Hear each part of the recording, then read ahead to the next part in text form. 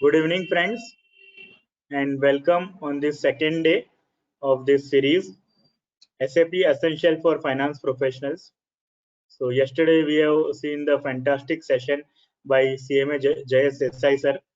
So, we got a fantastic feedback as well from the participants through poll, as well as a few messages also we received in the personal chat.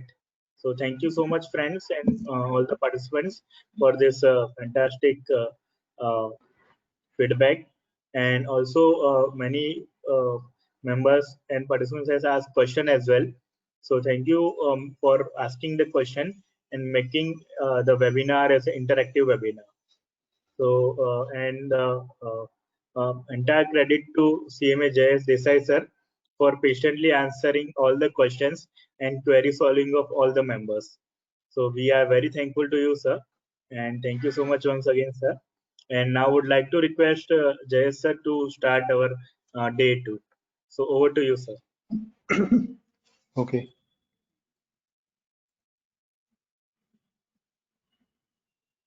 Okay. Thanks, Virag, for the intro. And actually, all thanks goes to the participants who have been investing their time in the evening and learning SAP. So, and then they were also very patient and asked some good questions. So today again, it will be a very hectic day. Yesterday it was more of PowerPoint and there was some practice, but today it will be the other way. It will be more of SAP and less of PowerPoint. There's some slide I have to help explain the concepts better, but otherwise we'll get into SAP and we'll do more hands-on. That's the whole idea. And one more thing, just I want to share with all of you, because all of you have shown such a high level of motivation to learn SAP. I've been working on SAP for 20 years, and also have been training uh, finance professionals at different levels. They are seniors to entry level professionals, either working in corporate or doing practice. One thing which is very important is to understand that SAP is kind of mammoth factory, huge machine. So it's very difficult to get hang around this machine in just few hours or few days. So you will have to develop a focus around your learning, what you want to learn, your learning objective, and get around learning that. If you digress yourself in all the areas of SAP, trying to grab anything that comes by, perhaps you may not be able to consolidate your learning, and that is where you may be like more generalist, but your specialization will be not there. So you may be knowing so many things in SAP, but you won't have a good hangover or good mastery of or anything. So just to give you an analogy, if this phase is like an SAP, um, we all are might be like at the entry stage here somewhere, and it's huge journey backward, forward, and inside. There are different areas like technology component of development basis and databases, and then there is integration with MMPP, SD, QA, project systems, and all that. There's CRM, and SAP is going now all the way out into data analytics and so many areas. So it is very overwhelming, even for me who have been working in this area for such a long time. At times I get overwhelmed with so many things happening in SAP. So just keep that in mind. It is very important to be focused and start learning step by step. It's like a maze, this kind of maze you are seeing. You have to find your way inside and figure out what you really want to learn. So that's just a piece of advice from my side. So uh, Virag has quite quite a lot given my introduction. I'm into valuation analytics and consulting, SAP consulting area. If you're interested, you can go to my website. And if you click on SAP FICO Consulting, there's some really good videos here, SAP videos. So there are, I think, almost 10 to 12 videos which I uploaded, and these are free. And they cover from introduction to various area in finance and controlling. So, and in this video, I've also covered a lot of hands-on training. So it will be a good thing for all of you to go through these videos and develop your learning from here. It is all focused on various topics in FICO, so it would be interesting for you and more relevant for your career. And then if you are interested, you can also go to this section and try to understand the other kind of trainings that are available. And of course, I worked in SAP for 20 years in General Motors, Saw Wallace, Bayer, Crop Science, Colgate, Palmolive, IBM, General Mills, and most of them were uh, in a global kind of an environment where we had worked on large number of countries and currencies and all those kind of complex scenarios. So which is where SAP finds its um, use case. Okay, so I'll skip this for now. So yesterday, what we did, and this will be a quick overview of what we did yesterday. And you can also recall as I am also talking so that it just consolidate your learning. So we started with talking about basics in SAP, about HANA, and then we spoke about the three-tier kind of architecture, landscape, client concepts, and we learned on the design side what are the key components within SAP that you use to design SAP. So enterprise structure, configuration, master data, transaction. And then we looked at, in brief, all the modules, FICO, MM, SD. These are major ones. There are many others, but like I said, we should always be focused. Right now, uh, we were in the periphery, and now we are getting more focused in FI and CO. And we looked at some of the key processes that integrates with finance and controlling. And then we had some time hands-on. Today, we'll be having perhaps more time to do this hands-on. So today we'll start with general ledger. We'll do something on the new ledger, company code, fiscal year, chart of account. We'll try to understand this better and also see it in SAP. And then for AP, AR, and asset, we'll do some transactions and also the integration. And I hope you'll find it exciting and interesting as we go forward.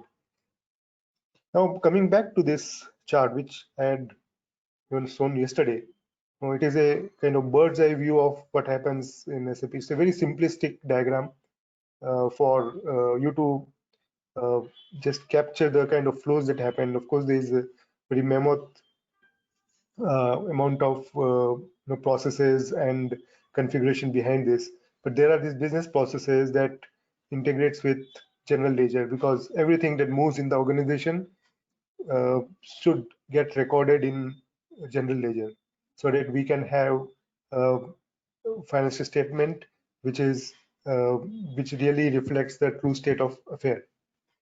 And then we got these three submodules, AP, AR, and asset accounting, which are linked to general ledger via reconciliation account that we learned. And the outcome of this is the legal reporting, the profit and loss and balance sheet.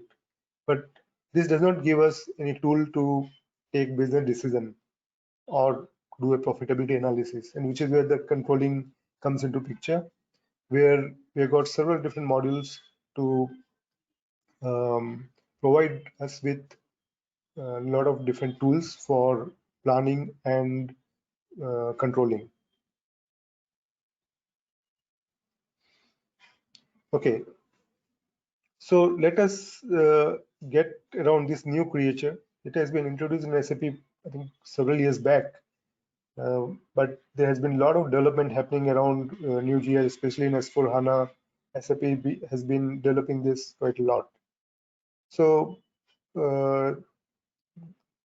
basically, general ledger, as we all know, the books of accounts from which you can prepare your financial statement.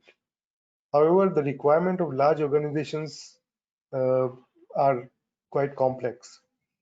Even if the standalone company in India, it will have a reporting requirement based on the income tax law, or based on the Companies Act, or there could be some cost audit requirement. So even within, for a single company, with 500, 800 kind of a crore, company will have this kind of requirement. So one single financial statement does not serve the purpose, which is where, in our earlier system, we used to have multiple accounts within our chart of account, so that we can do some incremental posting and prepare a financial statement for other requirements, which is what SAP has now replaced it with, the new GL. So earlier there was only one GL. Now with the new GL, there are multiple GL.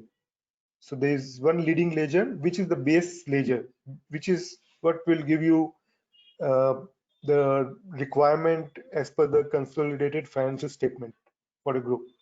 So that should be like, if your company is headquartered in India, then your accounts are maintained as per the Companies Act and the Ind AS. So that will be the leading ledger. If your company is in USA, headquartered in USA, then your leading ledger will be as per the US GAAP. So this is how, leading ledger will be managed. It is integrated with all the subsidiary ledgers and is updated in all the company codes. So what happens if, say, your company has um,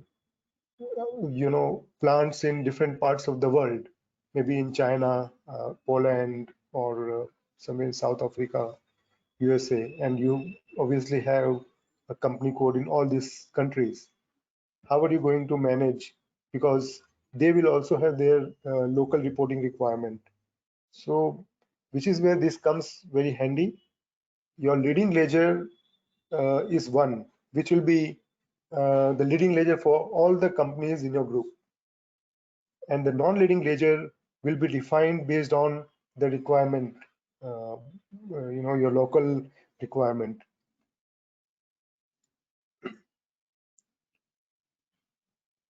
And while this leading ledger is one for all the company codes in the group, non-leading ledger can be activated for each company code. So each company code can have a different requirement based on the needs of the country in which it is located. So that is the leading ledger and the non-leading ledger. Just to give you an example, so take these four scenarios for a company that is headquartered in India. So this would be a leading ledger called 0L. The currency will be INR. The fiscal year will be April to March. And this is the fiscal year variant, the name of this April to March period. As per the US GAAP, your currency will be US dollar, and the period will be January to December. As per Income Tax Act, again, the currency is INR, the period is April to March. And the cost accounting, again, it is the same as the earlier one. But now here, this is the difference, that for any US reporting, you have a period Jan to December, and currency is dollar. So when we go into SAP, I'll show you this. Again, I will also show you the company code related important settings. There are 5 settings which are very important and which plays a very important role whether you are running a financial statement from SAP, or you are posting into SAP, or even if you are doing controlling. So it is impacting all the areas within SAP. So first is the currency. So every company code has a currency. So in this case, my company code has a currency of INR, and it will have a defined chart of account. So in this case, it is INT, so international. And then the third is the fiscal year variant. So fiscal year variant will define what is your accounting period. Is it Jan to December? Is it April to March? Or is it June to May? What is that? So that is what is defined here. Now, there are times when company follow calendar year pattern. There are times when they don't follow calendar year. There are times when they don't even follow calendar month. So in most of the companies, you will see the month starts from 1st and ends either on 30 or 31st or 29, depending upon the month we are in. There are many US companies that I know where their month does not start from the 1st of the month.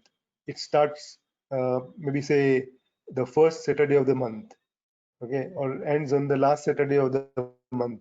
So this is, then it will not fall within the calendar month that we typically define. And that is where SAP has a fiscal year variant configuration that caters to almost all the scenario that any company would require in this globe. So, and this kind of setting has been there for very long time, and it caters to all the kind of requirement. Then comes the field status variant. So field status variant will define various field status groups. Field status groups will control which field should be mandatorily posted, or it is optionally posted, or it can be suppressed. So it then controls the transaction flow that happens from the GL and into various different modules in SAP. So this is also very important from a control perspective, making sure that your transactions are channelized in the direction it is designed to flow. Then we have got something called posting period variant. So every month we need to open and close the period. So posting period variant defines the period that has to be kept open and the period that has to be kept closed. So whichever period is defined in the posting period variant is open, rest all period are closed. Okay, so these are the 5 important things, and I will show it to you in SAP when I go there. And we'll also look at integration scenarios. So this is like order to cash, procure to pay, and we'll see the Migo and Miro and the Mero run. These 2 entries are very, very important. We'll look at it. And then in the order to cash, we'll look at the cost of goods sold and the booking of sales. And the plan to produce, we look at some of this scenario, especially we look at make to order scenario. Sorry, make to stock scenario, not make to order. In production, the situation is quite different compared to other modules. What happens is that there is a production order which is created based on the requirement of the production flow, the way they are manufacturing the product, the nature of their product, and so on. So whether it is a continuous manufacturing or whether it is a discrete manufacturing. So all that goes into defining how your production order should be. So once that is defined by the PP consultants, then the raw material, packing material, and semi-finished goods, they are issued on the production order. It can also be backflushed. And then the activity is confirmed on the production order. So the supervisor, the flow supervisor will confirm how many hours were actually consumed for production of this lot. At the end, when the production cycle is over, then the production order is confirmed and goods are delivered. So when the goods is delivered, then you have got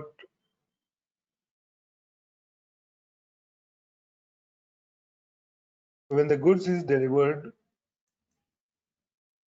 so you have the finished goods that gets transferred to the warehouse. So from the warehouse, raw material is issued to production order, and again finished goods come back to the warehouse for getting dispatched to the customer. or to the other plant, as the case may be. So that is the plan to produce scenario, and we'll now step by step get into SAP and see all this that we have discussed so far.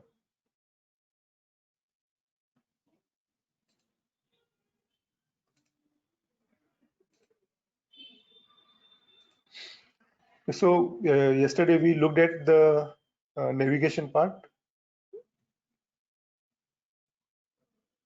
So today I'll start with posting a GL account. So it will be posting using a transaction code called FB50. So if you come here to the general ledger, and it is a very logically defined screen. If you see it, will you won't need to remember much. You have to just logically to apply your thoughts. So if you want to be into general financial accounting, if you want to post a general ledger, then come here. And now whether you want to see the document, you want to see the account, you want to see the master record, or you want to enter the document. If you want to enter the document, you can come here and take this FB50.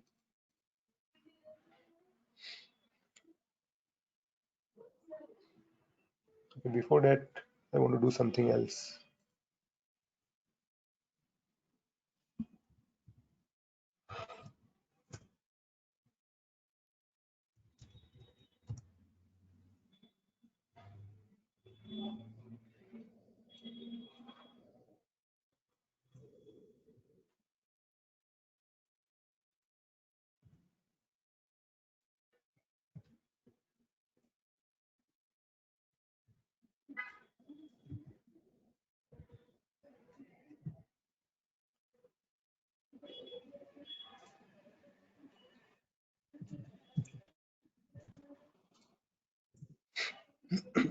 Okay, so we'll start posting, and we'll post it in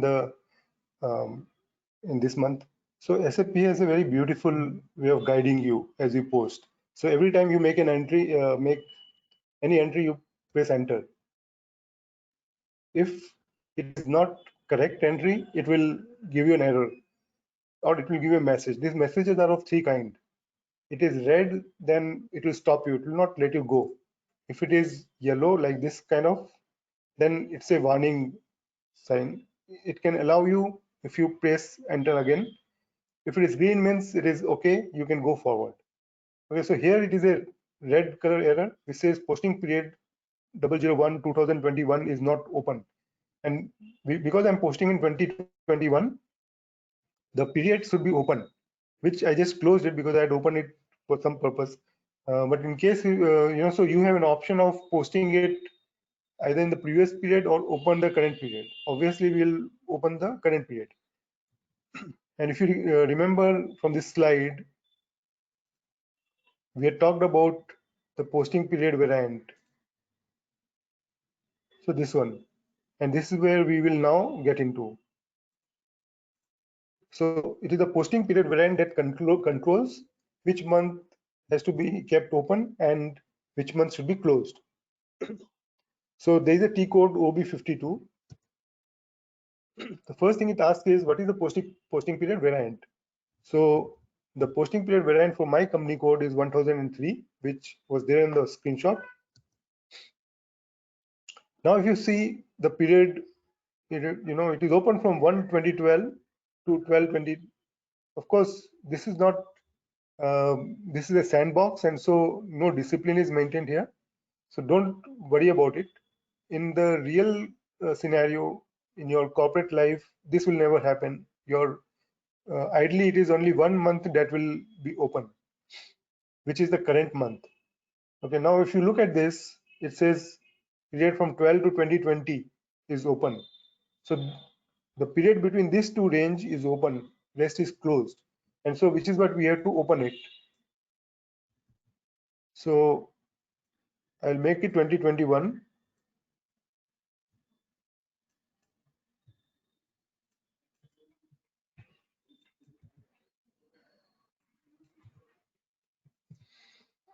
And save it. Now, what you get is a customizing request. If you remember yesterday, I talked about transport. So something can be transported from development to quality to production, and this is that customizing request for transport. So right now I'm in development server. It is asking me request number in which it will compile all the development that I have done.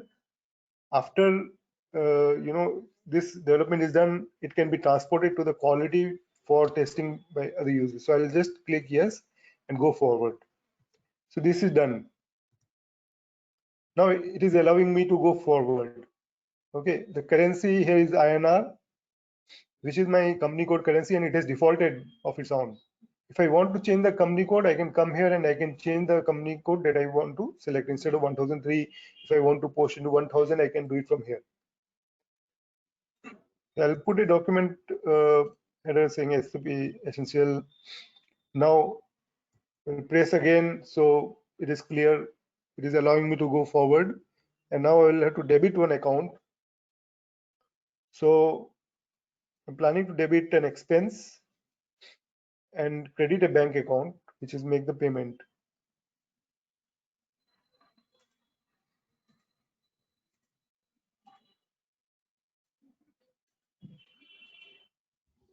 I'll post 12,200. If you put a star here and press enter, so first thing it does is, it is not because of the star, but it has a sequence in which it will come step by step. So the first sequence it is doing to test is whether the text code is entered or not. Since it is not entered, it's saying that the GL code 405200, which is this account, requires a valid text code. And if you double click on it, it gives you a very good, um, reason why it requires, okay, and what it requires. This is a very good way to learn SAP. Whenever that you hit error, you just go and analyze this kind of messages. Now, if you click on this, you will see that only input texts are mentioned, and that too for my company code. These are the things which I know that it is only for my company code. Whereas actually in SAP there are like hundreds of text code already defined. So from the configuration that we have done, we have defined for India as a country and my company code, which is in India, we require input and output text. And in this particular account, I have said that it will require an input text. So which is why it is asking me to enter an input text. So I'll select this input text code and again press enter. So now you see I put a star here. It has copied the same amount which was in debit. So it will always match debit and credit. And if you say by mistake enter it 10,000, so it will not let you go, saying an entry is required in the. Okay, let me first do this. Okay, whenever because of the configuration, any entry is mandatory, which was in the field status group for this category of account 113100, then it will not allow us to move forward unless that field is entered. So if I enter this,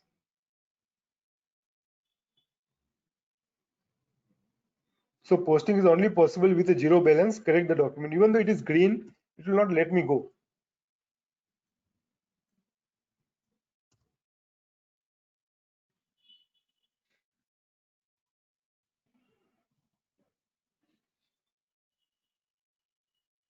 Now, can you post in all the accounts like this? No, there are certain accounts which are flagged as automatic posting. I'll show you one of them.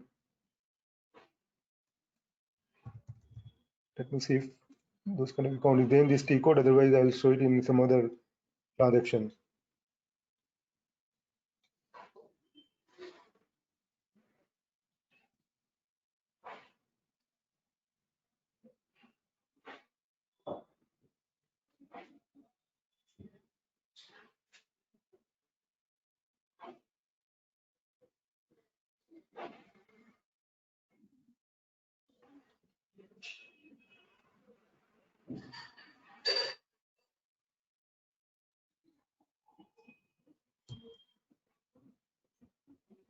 See, it says account 310,000 can only be posted to internally in company code 1003.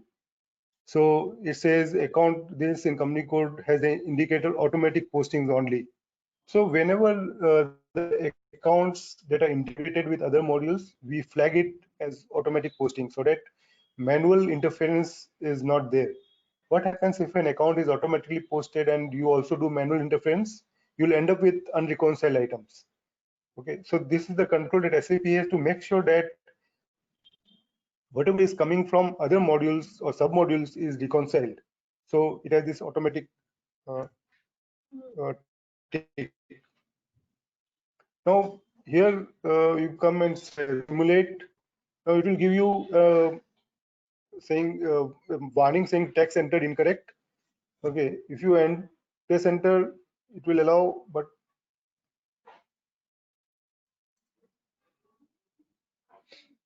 so it has taken it. It was a warning sign, but what has happened is if you come to display, it has not calculated tax. Okay, so this is not what we really wanted to do. We wanted to calculate the tax.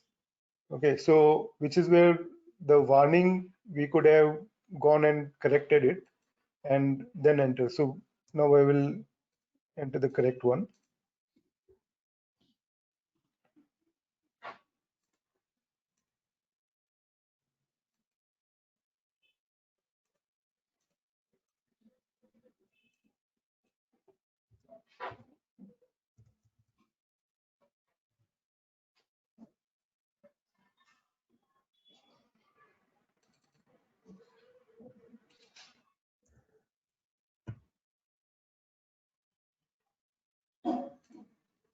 So now this is the point where it is giving me warning. I should come in this and select the calculate text, go back and simulate. Now if you see, the credit is 12,400, but the debit amount has reduced because SAP has, okay, this is IGST, but if I even select the other one,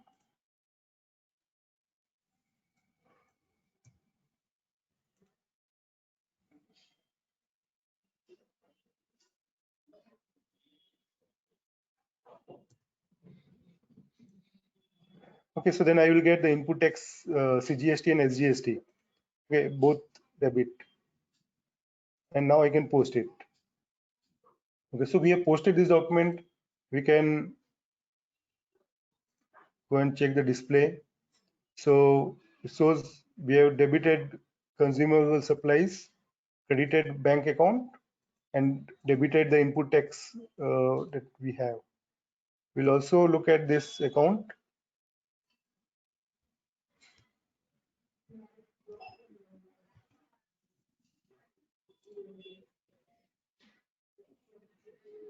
We'll go to FS10N.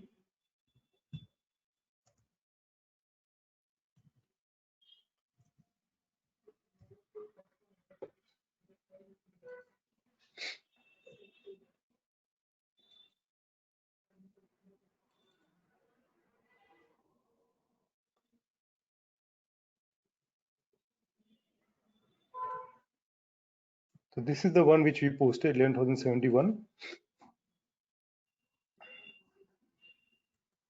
So now if you see, I posted 11,071.42, but nowhere I had told the system that I want this to be posted in euro or US dollar, and nowhere the conversion rate was also given. So from where SAP has decided that it should be in euro and US dollar, and not can be Chinese yuan, or why it has even given this? It should not have, right? So this is where the settings comes into picture on the new ledger. It is because of new ledger that it is giving. Now what is the possible scenario here? Why it will give the multiple currency? If you are part of a group company where your local currency is INR, but your parent company currency is US dollar or euro, then you may require accounting to be done in multiple currency. So that's the scenario where it caters to. So I hope this should make you the new ledger part clear, that how new ledger is enabling multiple currency. And here when you come, you will see that this is a general ledger view. You get the other ledger and just watch this part.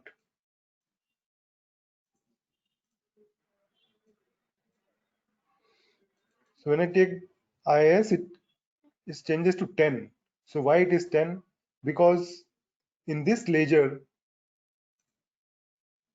I have defined my fiscal year from April to March, whereas the leading ledger, it is defined as Jan to December.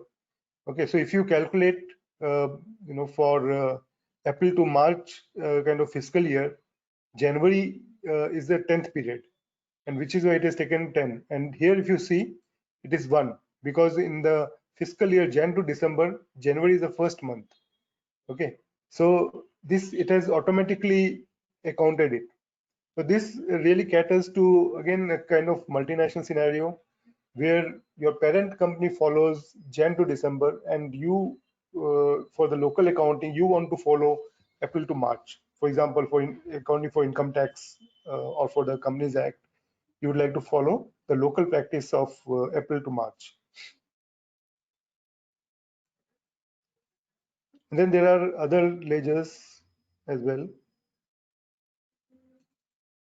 Local gap, which is the same period I kept. So this is something that I can define in configuration.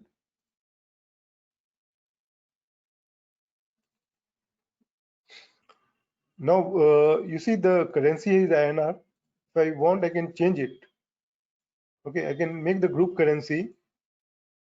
So it is, my group currency is Euro, because my company is headquartered in somewhere in Europe. So the group currency is Euro. So it has automatically converted whatever amount was posted in INR into Euro.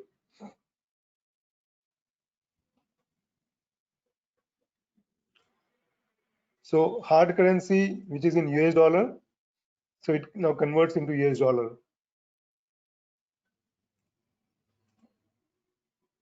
So local currency is INR. And there's another currency called document currency. So in this case, local currency and document currency are same, because the document that I'm posting is in INR. It is possible that, when I have a transaction for import of goods or export of goods, my document currency could be different. It can be any currency of the world. It can be Singapore dollar, it can be Chinese yuan, or it can be Mexican peso, depending upon the invoice. So which is where my document currency will be different than my company code currency. Okay, so this is my company code currency, where this is my document currency. If the document is in Mexican peso, my document currency can be MXP, but local currency will be INR. So if I click on local currency, it will convert into INR and give me. If I click document currency, it will give me the Mexican peso. So that way, SAP can cater to very complex scenarios involving multiple ledgers and multiple currency combination. But that's a very complex kind of scenario. Even for us to configure that kind of scenario are difficult and make it run, considering that there are other integration pieces. It is a very complex thing, but SAP does it very well. And hence, if yesterday, if you recall one of the slide I had said, if you want to understand SAP, you have to think big, which means you have to start thinking scenarios beyond your company. If you are into a very small, a mid-sized company or only India-based company, then you have to perhaps think beyond that. What if your company has plants across the world, or your business across the world? Then how will SAP work? And that's where you can learn it better. So this is one scenario which caters to that kind of setup, where your company is a multinational, Indian multinational, and works in different countries.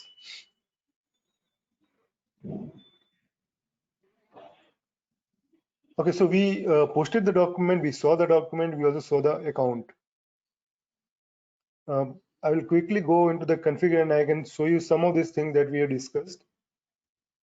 especially the company code. I'll also show you the configuration items here in any document.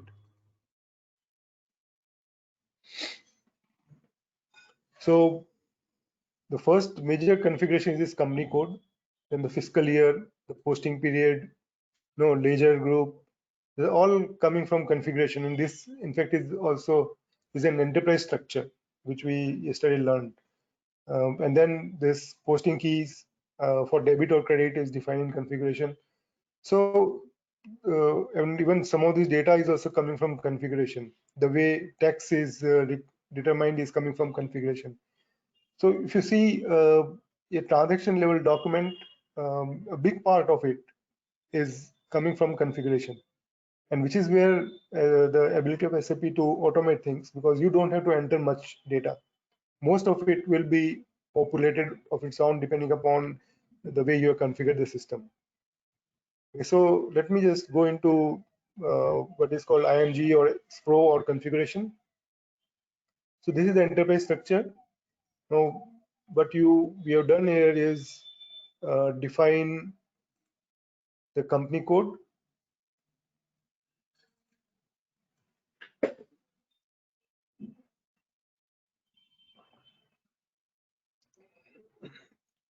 So this is my company code. It's a very simple definition: name of my company, city, country, currency.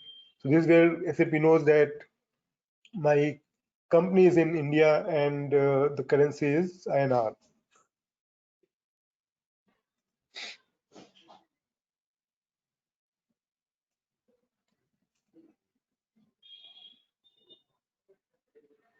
And then I will come to more details about this company code.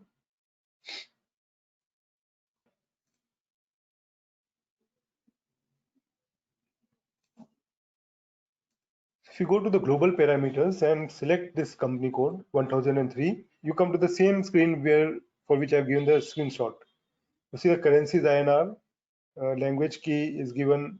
I've selected Hindi, so it is HI. Country key is IN. Chart of account is INT. Um, more important is this fiscal year variant, which is K4, and the fiscal year and posting fiscal status variant and the posting period variant 1003. If you remember, while changing the period, I had used OB52 transaction code, and the first uh, pop-up that came up was SAP asking me what is the posting period variant. So uh, if your company has got 10 company company codes, it is possible to manage opening and closing of periods in all these 10 company code using just one posting period. So one person at one time can open and close all the posting periods across all the companies. It is also possible to have 10 different posting period variant, and you do this same activity 10 times. So it depends on the scenario. And then there are a lot of the settings. Each of these can lead to a new scenario. So, but then I've covered things which are the most important right now.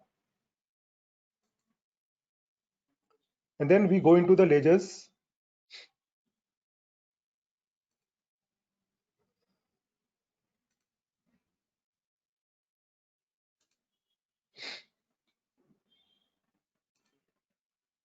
So if you see 0L, I have defined it as my leading ledger.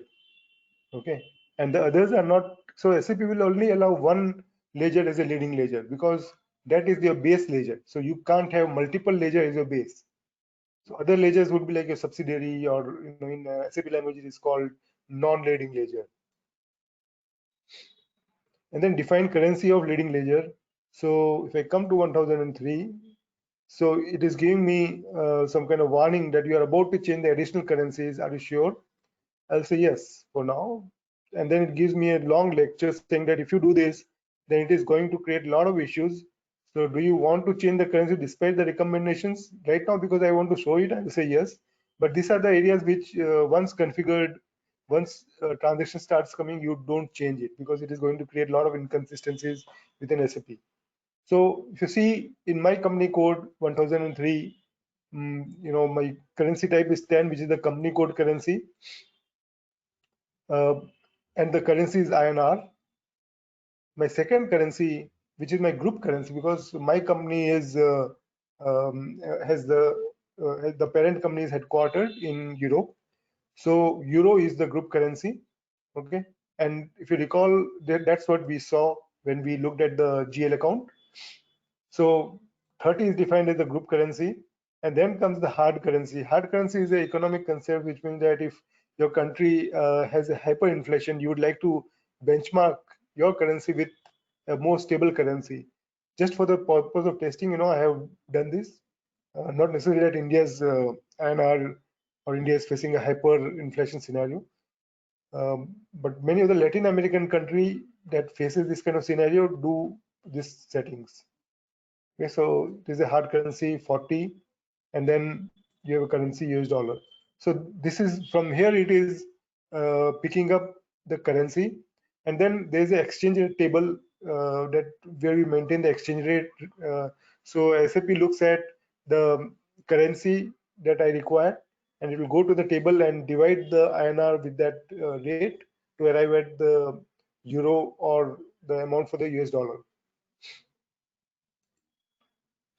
And then comes I have to define the non-leading ledgers. So like I said, I have defined 3 non-leading ledgers. So N1, so this is Jayesh P, Desai and company.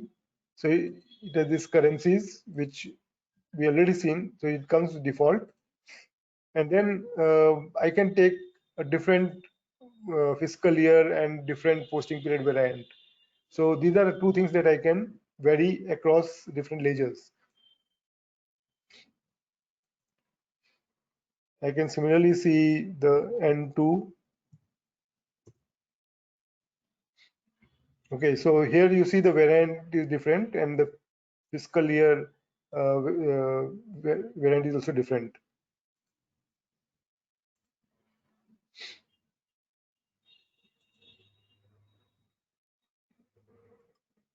Now, I'd also talked about fiscal year variant, where SAP has got huge capability to capture all the kinds of period across the globe. This is one screen that captures everything. So if you look at, I think I defined K4, something K3, K4. So this is calendar year, and it says year dependent. Okay, so if I try to open it, so you can define your periods here further.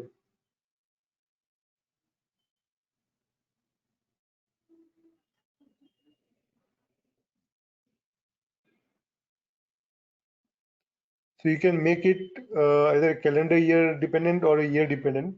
So calendar year dependent will be where it will follow exactly the calendar month. You look at January to December, it won't allow because for the calendar dependent, it won't. SAP does not require any further information because the basic calendar within SAP is the Jan to December calendar, and what it does is that it will map all other calendar based on this base calendar. This is how you can then figure out your calendar. You can also define the number of posting periods. SAP provides 4 additional posting periods for adjustment entries at the end of the year that you want to make. You can use it or not use it at your discretion.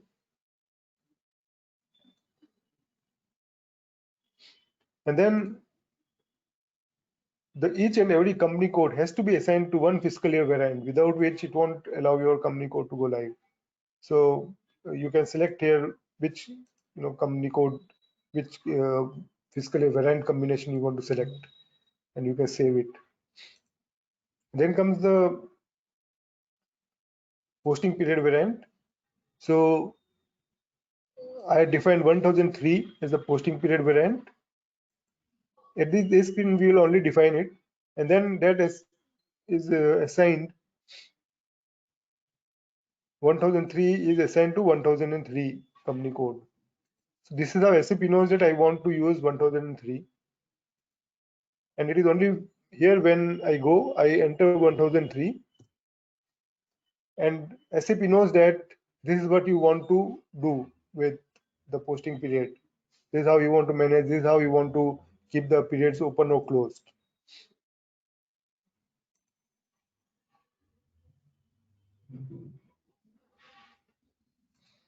Another important thing that we should look at is the chart of account.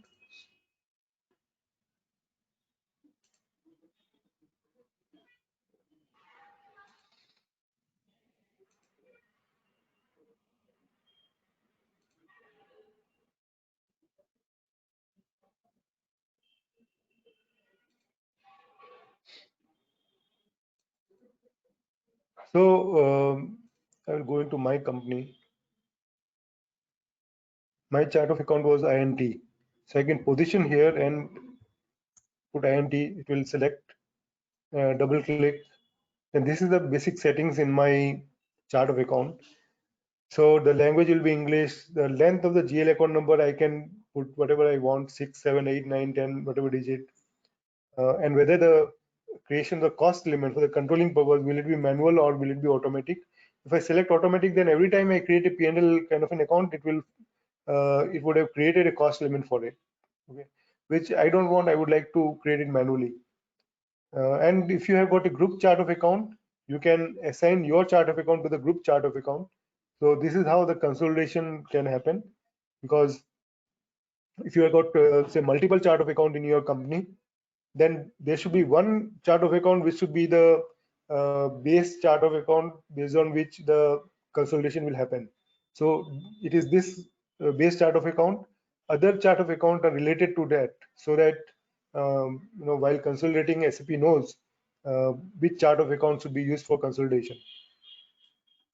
This is a basic setting in a chart of account. So it is not a list of account right now. But what happens is when we create the account, at that time it asks for the chart of account. Okay, so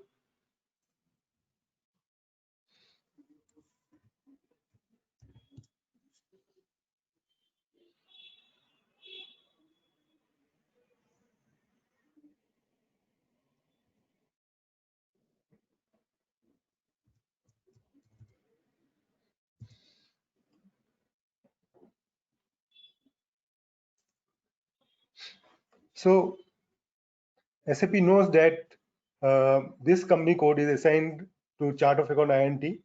So it will bring this account only if it is already defined. Okay, or else it will ask me to create it in this chart of account.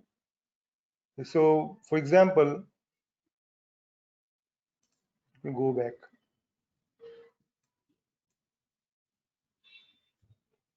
FS00 is the T code for creation of jail account. So I will put 0. So this is what I want to create. Okay, so actually I did the display, 1 second.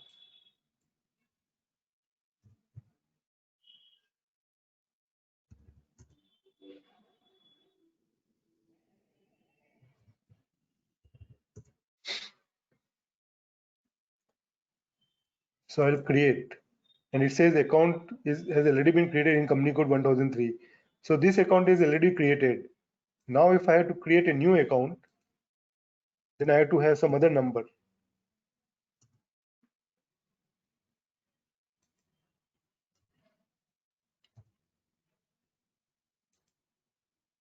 Okay, so here I have to start from the account group, which account group I want to create. So if it is a material manager account,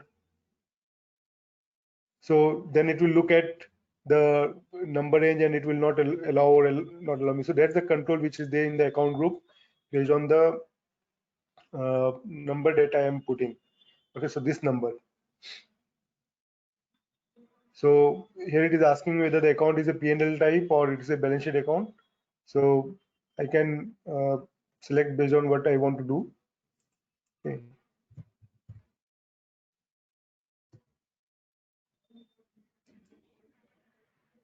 And now I can, this all part is the company code part. Okay, so all the company codes that has INT charter account, can have this defined in their way, but this, so it will not allow me to go till the time I enter FSG. But this part is common for all the company code within the chart of account. So if this account has the name test, okay, and if you've got 10 company codes that have been assigned INT, so it will have the same name in all the company codes with this account name. Okay, so the basic settings is same across all the company codes that have the chart of account, but the company code settings can be different. So that is the importance of chart of account, because it will control at least the basic structure of the account.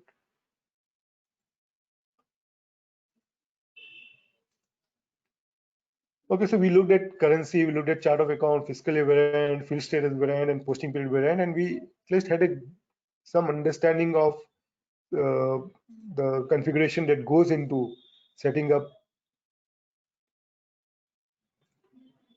SAP. And we also looked at uh, the way new GL is set up.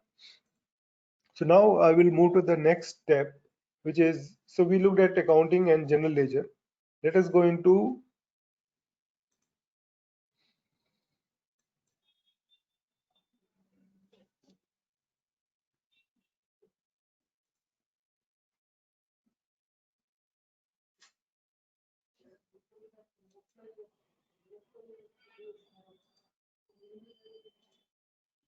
so we'll do account receivable entry, FP70.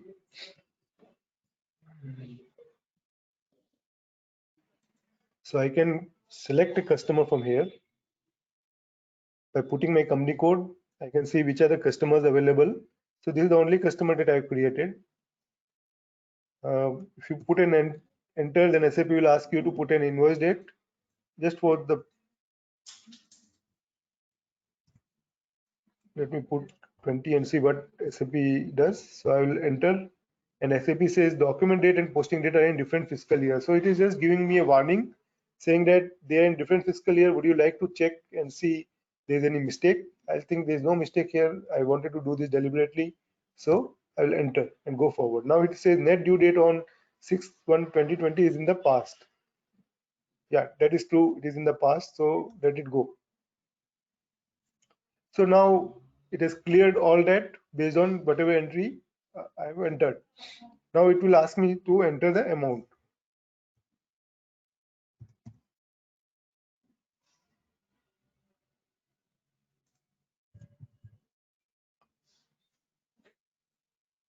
And now since I am entering um, a customer invoice, I would like to impact my revenue. Okay, so I need to have a revenue account here, and my revenue account is 8 lakhs, which will SAP is automatically picked up a credit here because it knows that this is a invoice and the account has to be credited. So I'll put a star and make an enter. So it says GL account 8 lakh is relevant to tax. So now here you see SAP is bringing up the output tax because in the settings I have mentioned that this account I would like to have an output tax configured. So it is giving me this output tax. So I'll select 12%, press enter again. So it has cleared everything now. Okay, but I know that I have to double click here and do a calculate tax. Go back, simulate. So now if you see, it has calculated the output tax. It is negative. It's liability, and then the global trade supply is debited and sales revenue is credited. Okay, so while we entered 12/5/25, SAP has worked backward to recalculate the value of revenue because SAP is assuming that 12/5/25 that we have entered is what is there in the invoice. So the base amount has to be 11,183, and you add the output tax to arrive at 12/5/25, and you post this. You can display this document. Come here and you can see the display. This is what we entered. And as you know that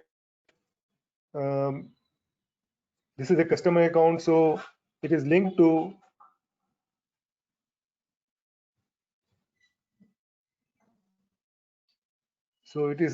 a reconciliation account.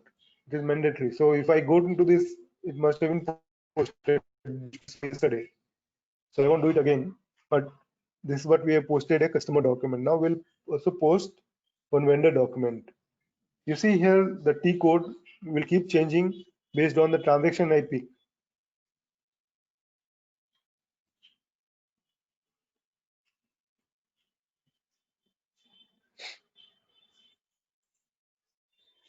So select accounts table, select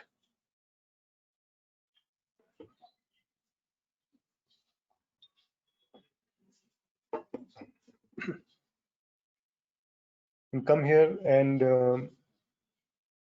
figure out who are the vendors. This is the only vendor I have. Again, I will enter the invoice date. I'll enter 21. We have already experimented.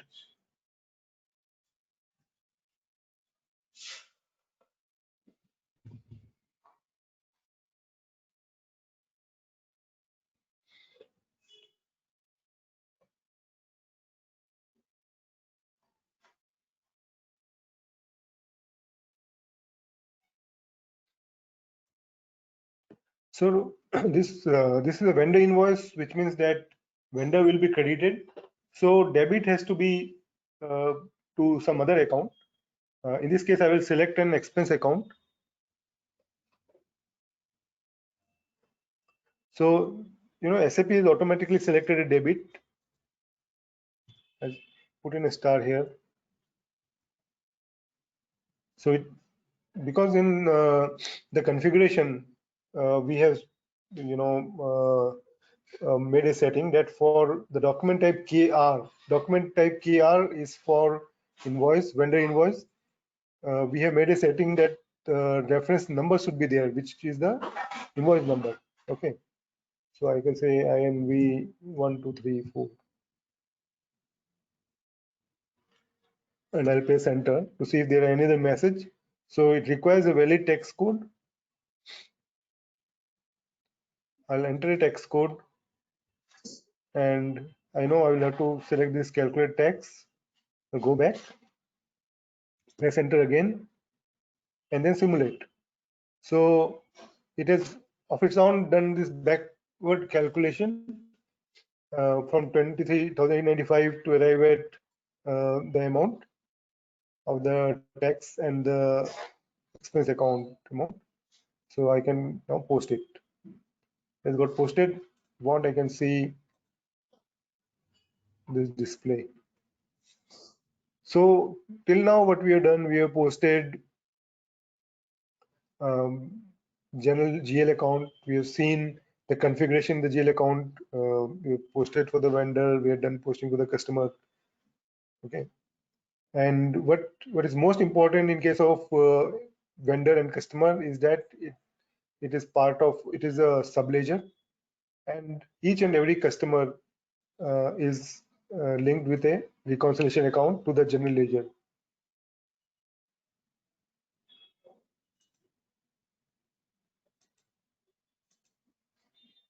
So reconciliation account. And so you're assured that it has been now posted to the financial statement because it is already there in the general ledger.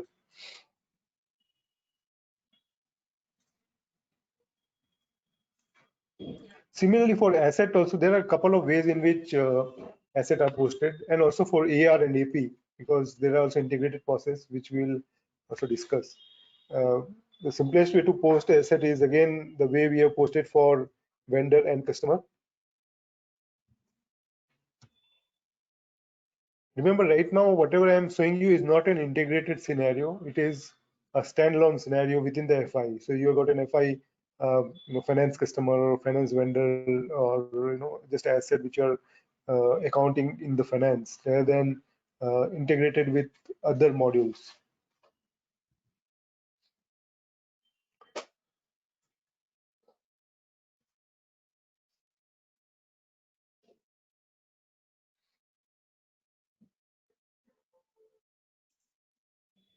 So now here I will, okay, let me select, we'll see what happens.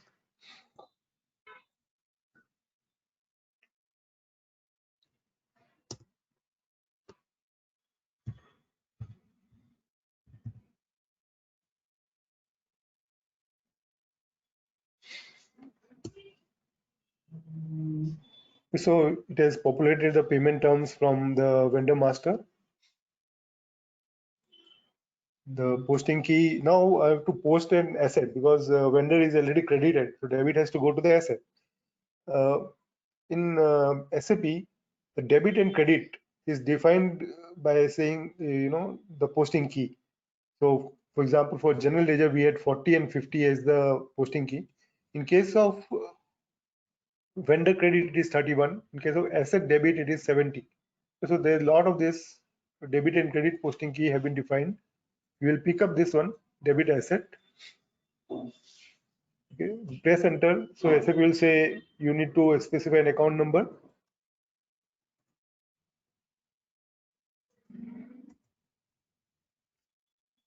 So now it says that you cannot post to asset in company code 1003 fiscal year 2021. So a fiscal year change has not yet been performed in asset accounting for company code 1003. Asset accounting is very typical module within SAP. It has some requirement of following proper process. The process which I have not followed for this company code is that I have not done depreciation for the previous year 2020, which I should have done every month. After having done that, I should have opened up a new period in asset accounting and closed the previous period. So when I do this, the um, the asset balance get transferred to the next year. So this is how the balance will move forward. Now it has not happened in this company code, and which is why SAP is giving me this error. And it will not allow me to go till the time I do this. But resolving this error is actually a big task because it will require me to set up a lot of things. So I will come out of this and I will select another company code.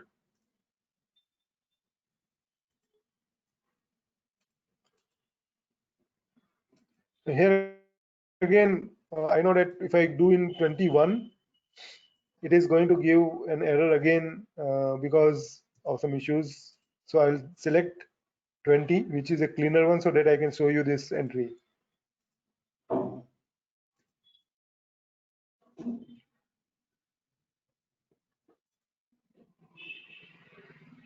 Sorry, I have to put a vendor here. So I'll select 81. Posting takes place in previous fiscal year. Okay. Oh, sorry. Because I want to.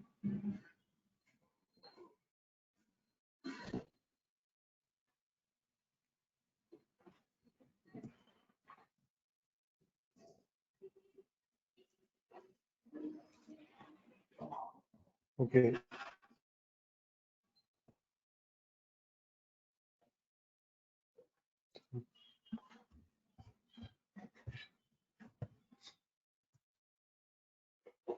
Okay, so I will take this document date, invoice, posting date, reference. Now here I will change my company code to 1000 because that's the company code I know I should be able to post it. I've seen that. Now 81 will be accepted here because this 81 vendor is defined. Posting takes place in the previous fiscal year. So it is accepted it because 81 vendor is defined for company code 1000.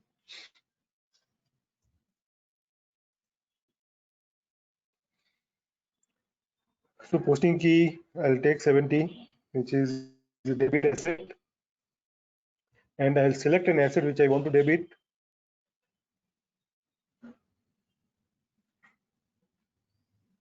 And again press enter. So it says that I should enter a transaction type. Now this is typical for asset transaction where we have to select one of these. And it's a big list based on different scenarios. But the most typical one that we select is this external asset acquisition. Okay. So we'll press enter and type star, press enter again. So it says it is relevant to text. Okay, let us overwrite it for the moment.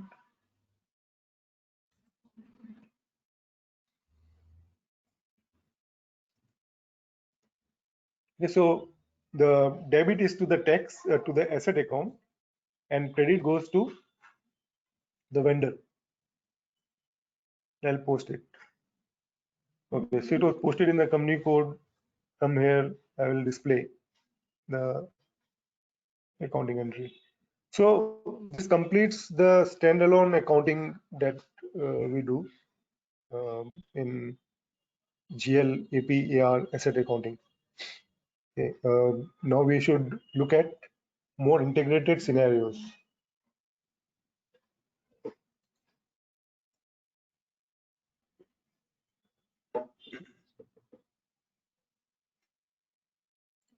So what we want to do is we want to look for a PO.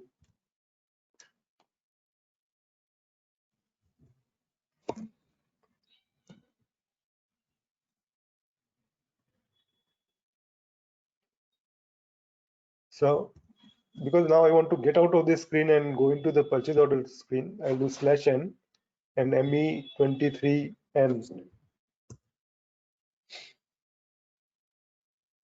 So this is the purchase order screen. ME23N is for the display, 21 is for creation, 22 for change. This is a standard nomenclature in SAP. The transaction code for create, change, and display are always in this order. Usually it will be 1, 2, and 3. So it is very easy to remember that way.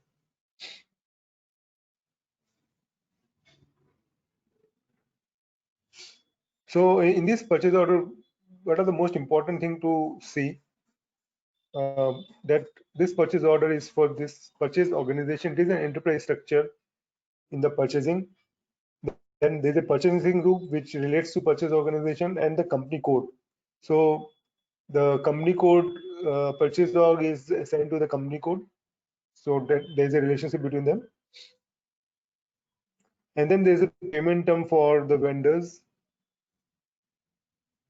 You come to the item. So there's a field here which defines the account, define the categories. So A stands for asset. You may purchase an asset. You may purchase,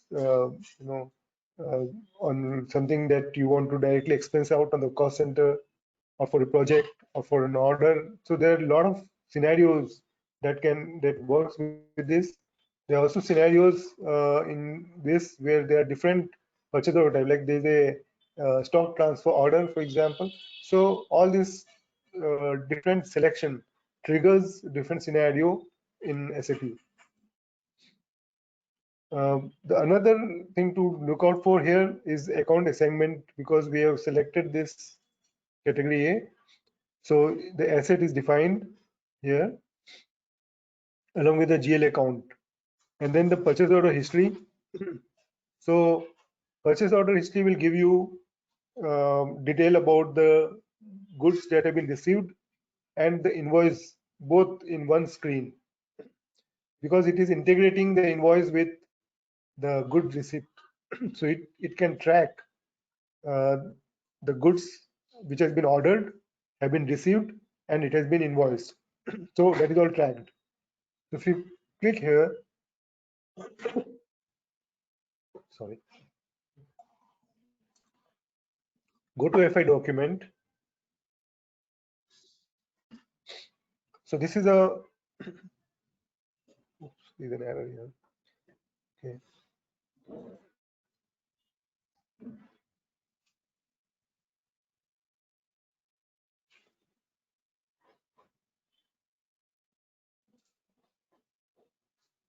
Okay, so it is giving an accounting document where the asset is debited and credit is to the GRIR account. So GRIR account is a liability account. You see, it is a negative. So the moment any good is received, SAP will recognize a liability. The actual invoice accounting may take time. So SAP will not wait for liability to recognize based on invoice, because what if the invoice is lost? What if there is a delay in accounting for the invoice? So till that time, your liability is not correctly accounted, which is where SAP will account it. And then when you do a invoice verification, at that time, the GRI gets debited and credit goes to the vendor, which is here.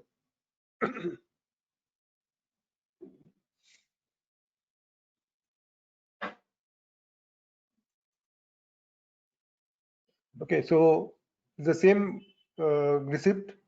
Now the GRI account has been debited, the input tax account has been debited, and the Berlin CB Berlin account, which is the vendor, has been credited. So this entry happens when the invoice is received, and the earlier entry happens when the goods are received.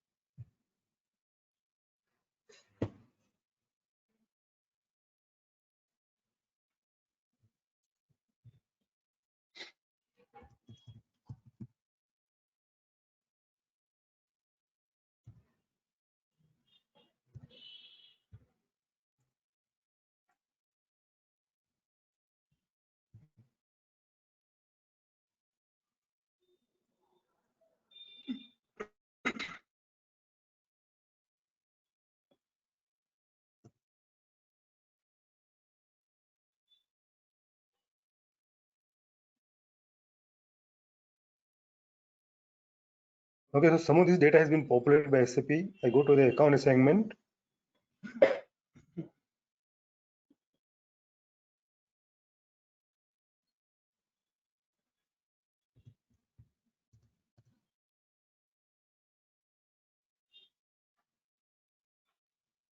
So the moment I've entered asset, SAP is of its own populated other fields, because there is a relationship that is maintained in account with the GL account. So it has picked up the GL account from there.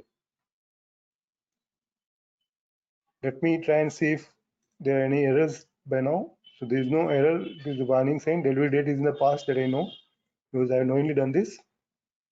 So I can check whether all the entries are correct. It says no messages issued during the check.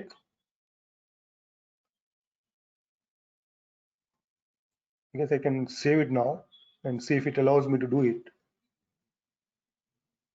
So this is done.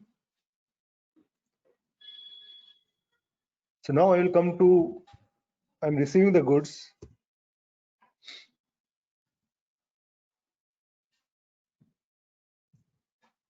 So I will have to refer to this purchase order.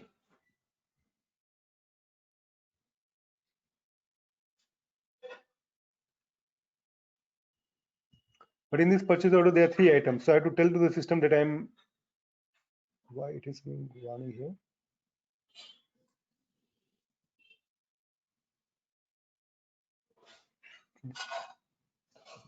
So I would like to tell to the system that I am doing a receipt of this item. So I'll enter 30 and press enter. See, rest all the items are populated by SAP.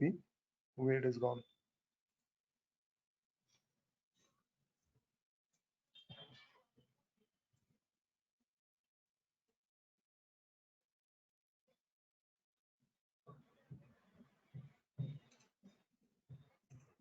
Yes, so it has brought all these items here.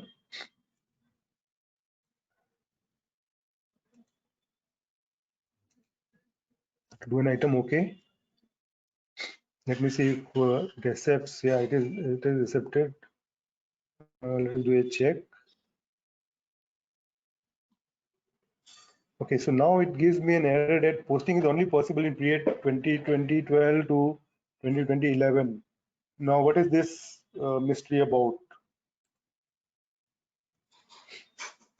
So if you remember, I had given a posting period of 2021. So my OBYC, if I see, it is open because I have kept it open till 12/2021. But this is a very different kind of message. say the posting date entered is not within one of the permitted posting period. This can be due to one or the two reasons. The correct current period has not been set in the system, right? So uh, this is because there is a posting period control even in metals management module, MMPB, MMRV, the transaction codes. So I will be forced to post it within this range, or else it will not allow me. Right now, I don't want to change that period. What I will do is I will change the posting period that I have taken.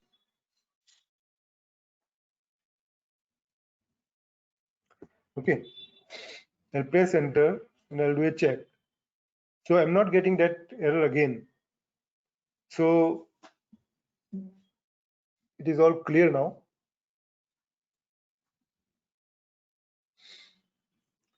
So you see metal document has been posted. If I come to display here and press this clock,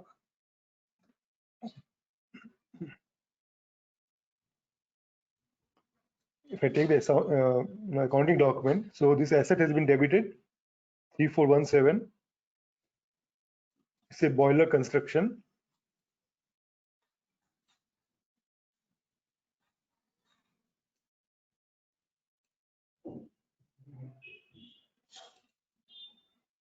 So this is the asset master now. So from materials to the accounting entry to the asset master, we have been, without coming out of the T code, we have been just going around.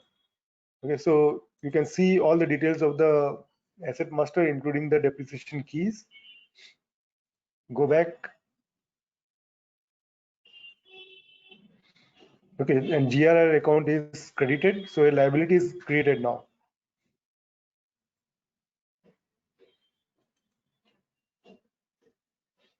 So you're done, amigo. Let us go and see what has happened in the purchase order. I've come out of it. Let me go in again.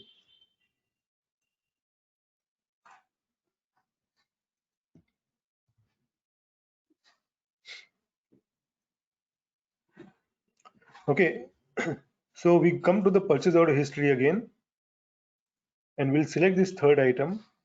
You see now this entry has come, which wasn't there earlier. So it says 185,000, which is the amount we have entered here. And this goods have been received. This is the metal document number which we have created. This movement type is 101. That is internal to MM module. Because we have done a receipt, it is taking 101, which is for the good receipt. So the warehouse guy does not have to do anything. They just have to put the purchase order number, enter, do one more entry, and then save it. It is all done.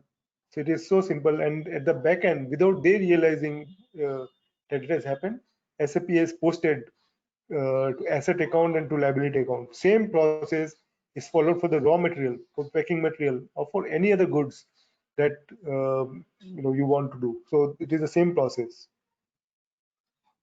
Now I will again go back to another screen, and now I'll do a Miro.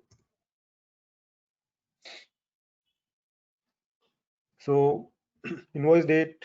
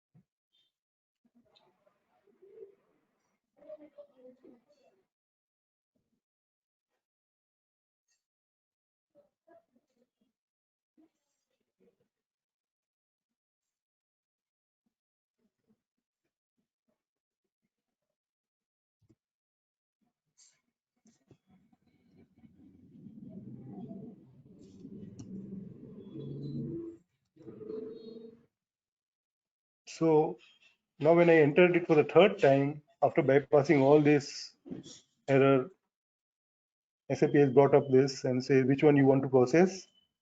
Okay. Now why it has brought up this PC01, let us go back to the purchase order and select this PC01.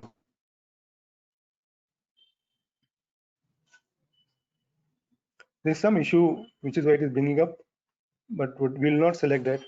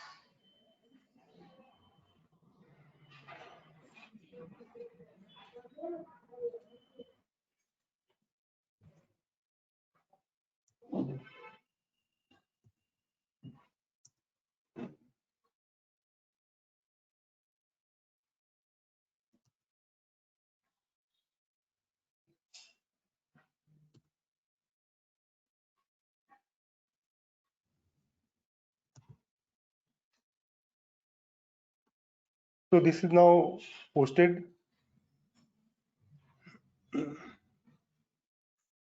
can click on the follow-on document, accounting document. See, the GRI account has now been debited. The same amount with which it was credited earlier, and the correct credit now goes to the Berlin, so which is where the liability is now transferred to the vendor, and which is where it resides till the time we make the payment. So let us come back to this. There's a refresh here.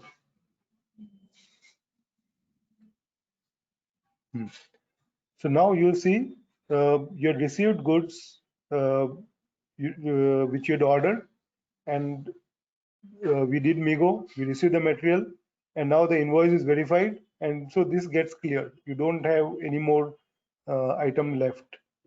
Okay, so this is how the process works. Now what we do is,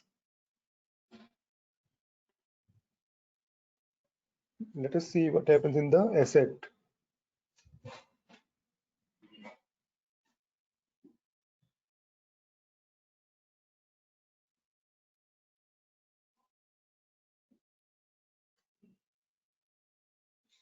This is 185,000 plus 20,000 and 500. So that makes up where it is gone. Yeah, 205,500. There are other entries as well, but this is what we have posted.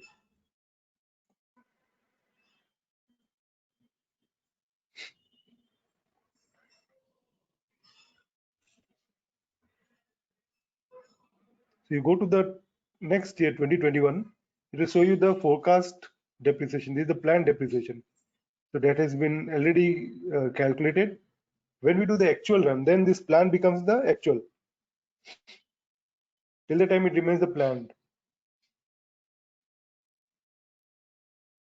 So this depreciation gets calculated based on the depreciation key and the useful life that we have defined, which is here. And you can see the values by different depreciation area. Let me see if it makes any sense here.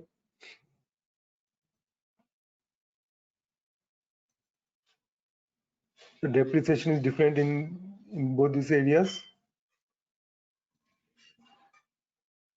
There is no value in this depreciation area because it might not be calculating. 2447,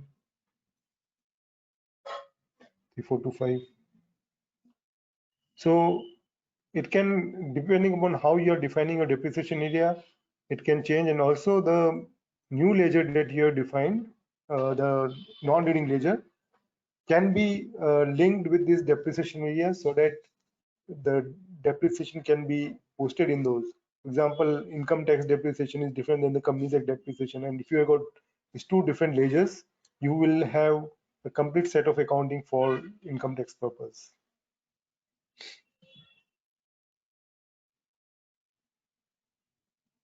Okay, so we have done this procure to pay process, and I hope at least you got better insight into this. Yesterday it was more of theory that we did, but today we are doing a practical. If you look at the slides,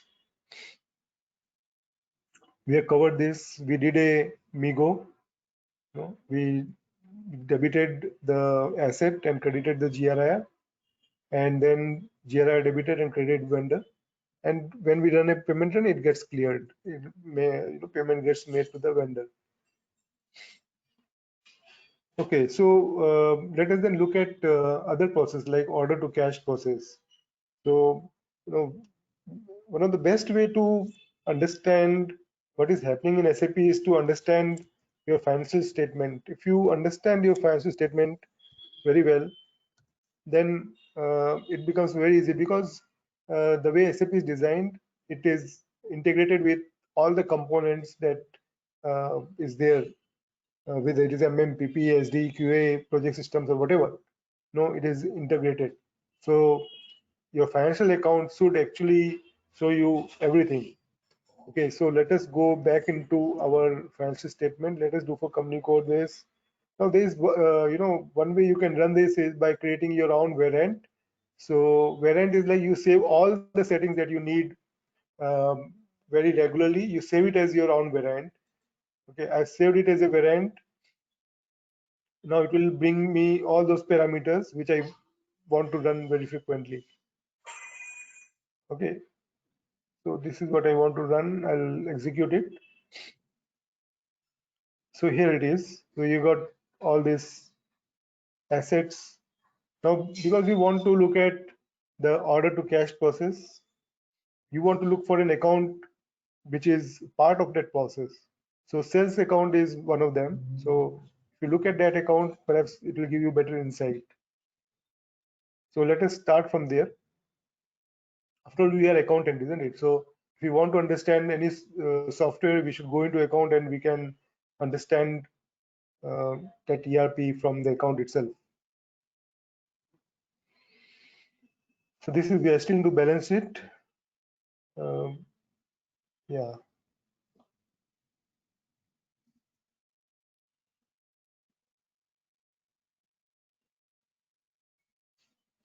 Yeah, this sales revenue. So this account, 800,000 account.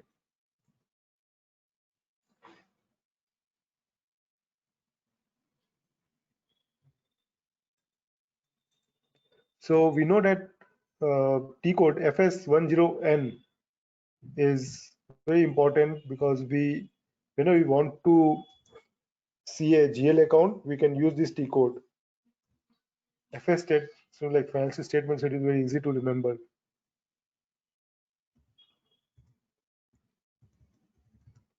Okay, we want to see for company code this, and we want to see for say 2012.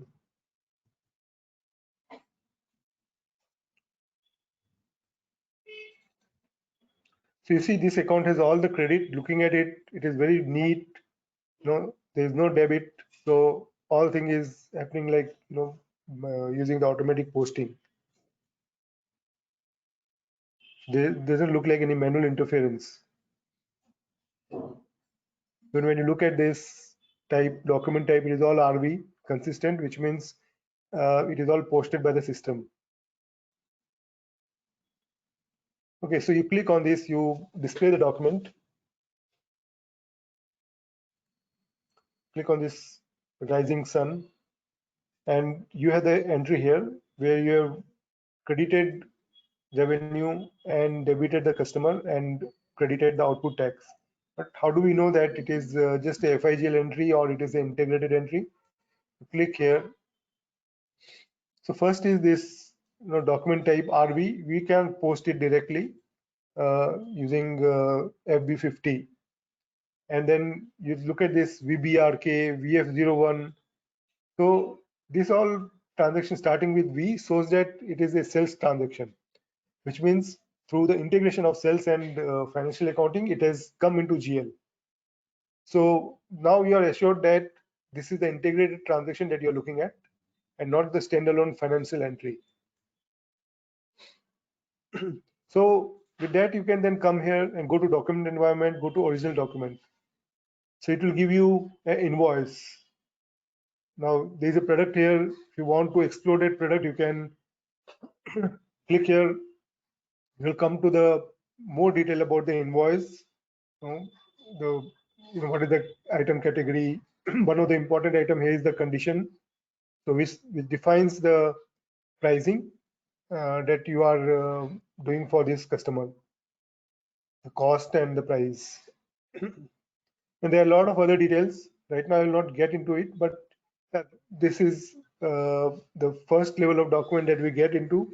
You look at the T code, it is VF03. So from finance, now we are into the sales module.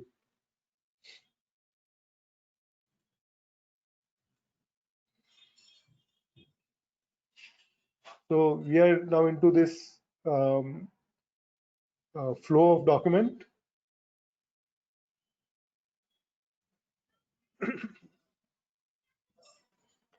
So this we have already seen. So we have already seen the accounting for invoice. We want to see the accounting for the COGS, cost of goods sold.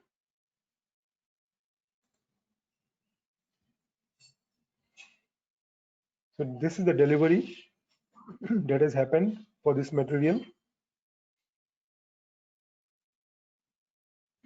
The goods movement data from which plant it has happened. Picking, loading, transport. I hope you'll remember that we saw all this terminology when we were discussing yesterday.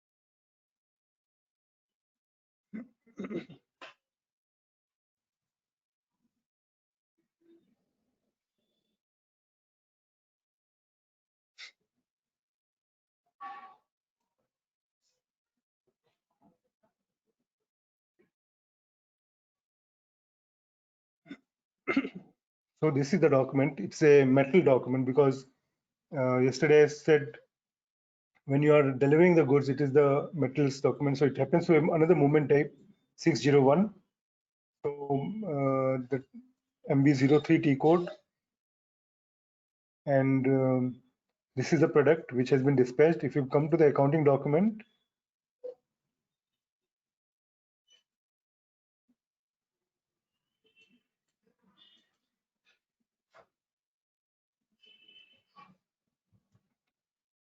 what I'll do is I'll go to /NFB03. Okay, so this is the document which I want to see. Now you see, this is the cost of goods sold. Okay, COGS account debit and credit goes to finished goods inventory account. In this cycle, this is the place where we are now. So cost COGS is debited and credit goes to the finished goods inventory. So finished goods inventory is issued and cost of goods sold is debited. So when you come here, you go to mode, you have material P104. So we'll try to reconcile if we can do this, how SAP has arrived at this value. So let us first see.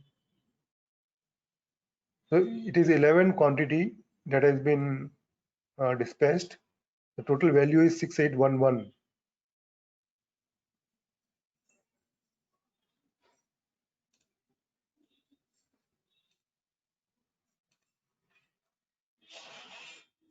So quantity is 11.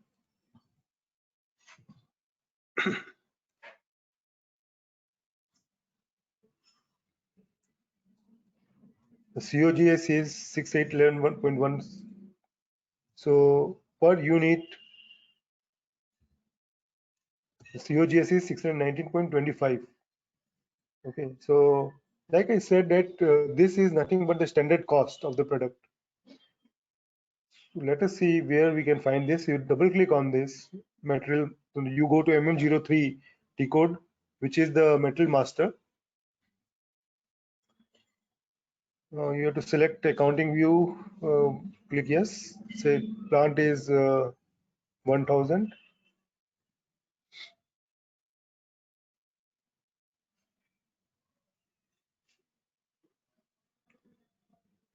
So here, if you see the price control indicator for this is S, which means it is standard price. Okay, so S is standard price, which means, and now you per unit price is 619.25, and you look at standard price is 619.25. If you want to see the breakup of this, which we'll discuss in tomorrow, but you can come here, you can go to this current.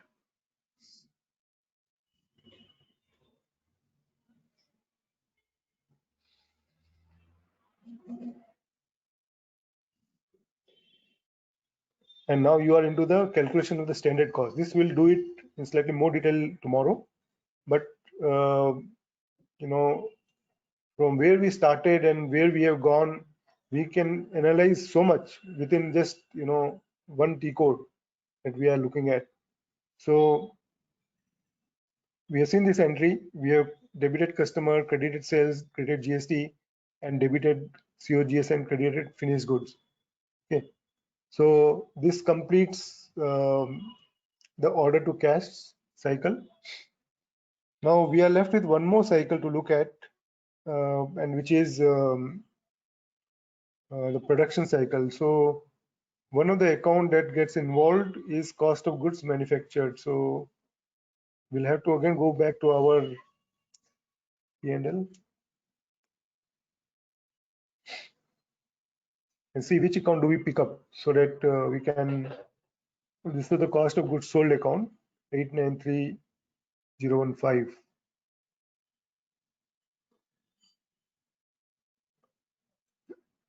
So this is factory output of production orders. While it is 0 here, we can see if we can get value.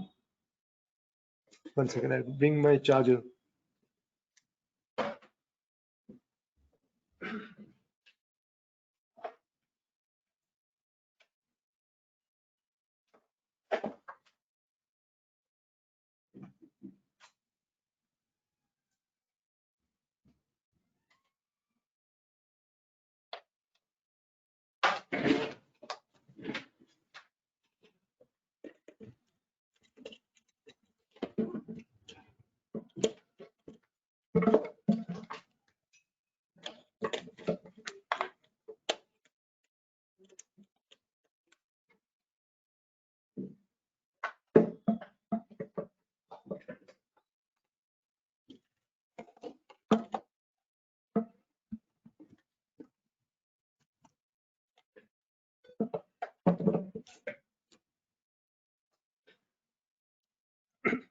So we'll start with this account 895,000 and see what kind of entries are there in this account. Factory output of production orders. Because if you remember, in this chart I've shown you production order. So this account actually says that it is a output of production order, which means it should be related with the finished goods.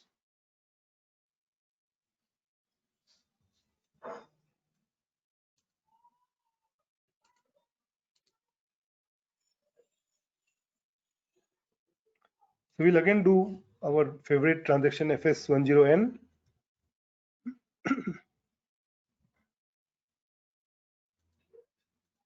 And do this 895,000.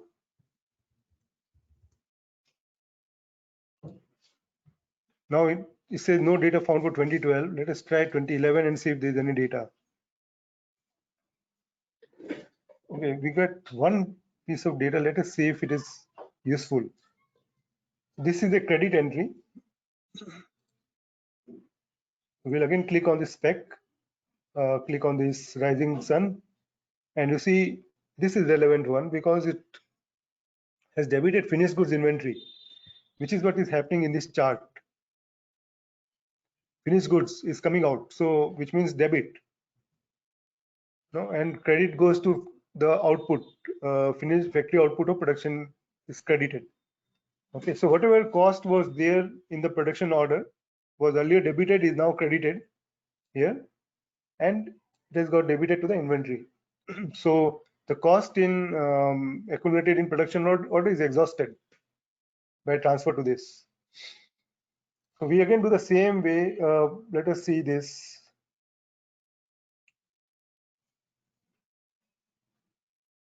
Let us see the display and see what all details are available. So CORK is not a finance transaction, and it is a good issue. Again, it is not a finance document. It is a metal document.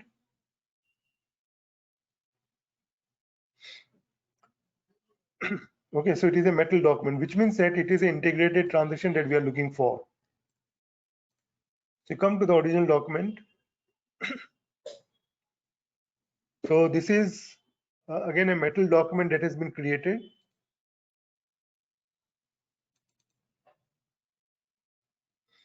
It is the same document we have come to. But what we want to look out for is a production order. This is the one. Now we come to the production order, this one, on which we can see the raw material, packing metal, SFG issued, activity confirmed, and the finished goods. There's a lot of detail about this. Most important is that what is the quantity for the production was created and how much has been delivered. Delivered means how much of the finished good was produced. And then you've got various status saying that where we are in what stage of production. And some of the dates here. Okay. And then there are assignments to various items like MRP and those things.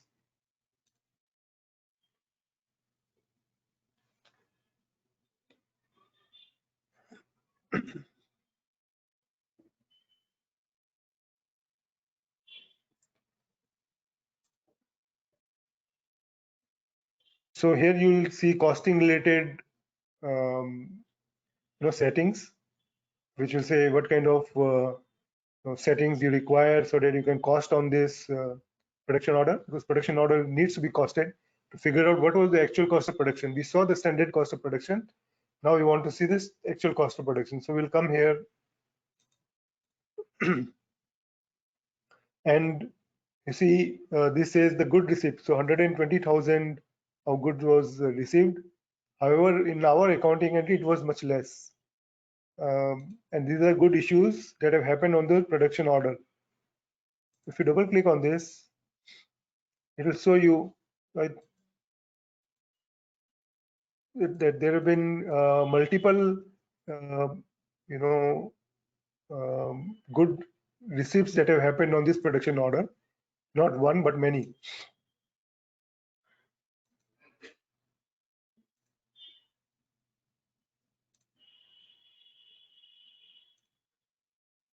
So you see, this is the 4,000 value that we are tracking.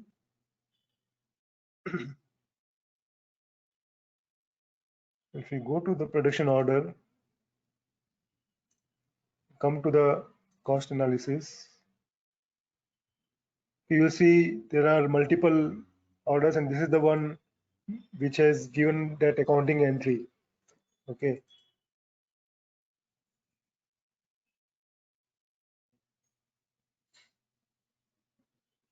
This is a material document.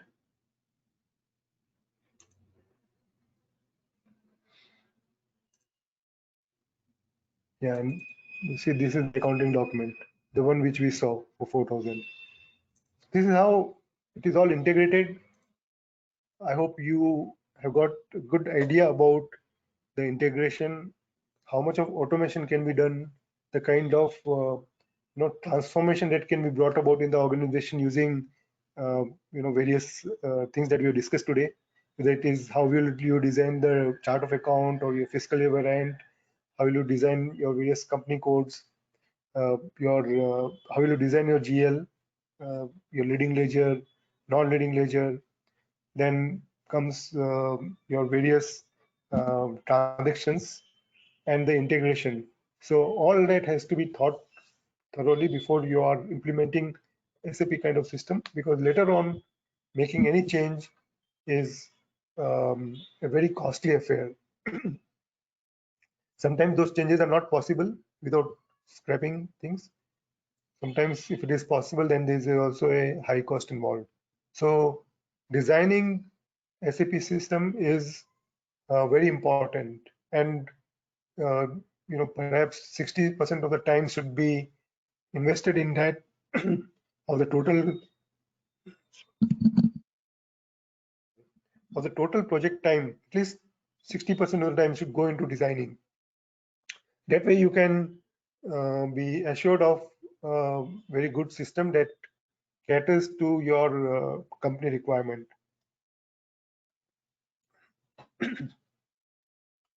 So I think I have covered quite a lot of, I have bombarded a lot of stuff on all of you.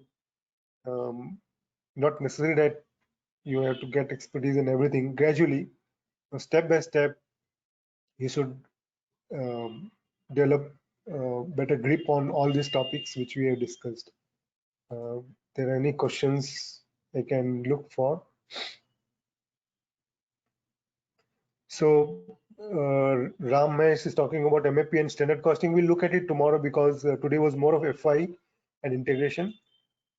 Is there a T code that displays the entire chart of account? Yes, you can look at all the accounts within which are part of the chart of account. Can we get summary note for what is taught today? So you'll get the presentation. You'll also get the video. I think that is, it's a live summary note that you can get. Can I please get the material shown in the form of PPT? PPT and the video will be shared to you by Virag.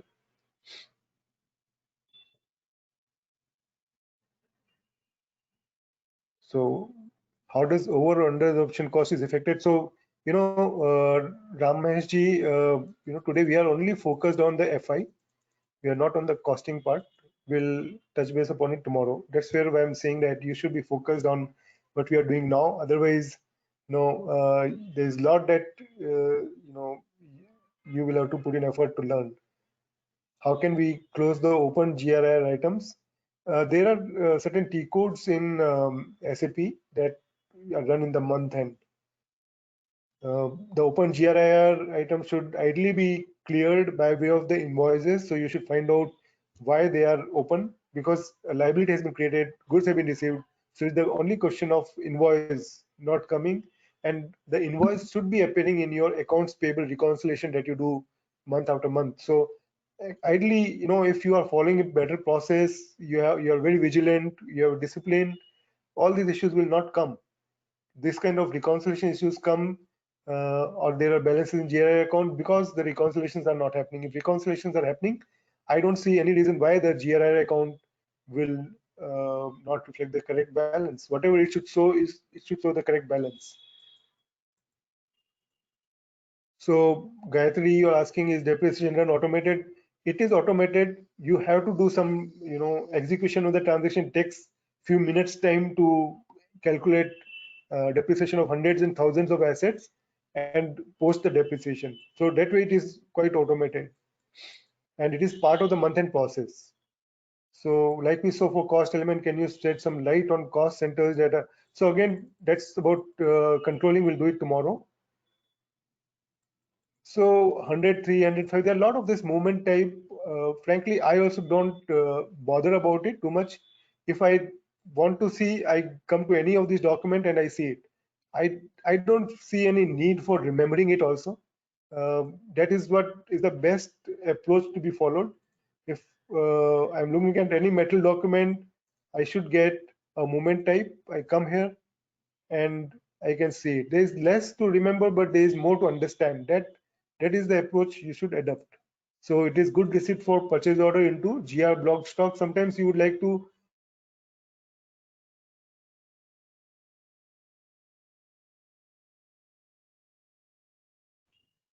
okay.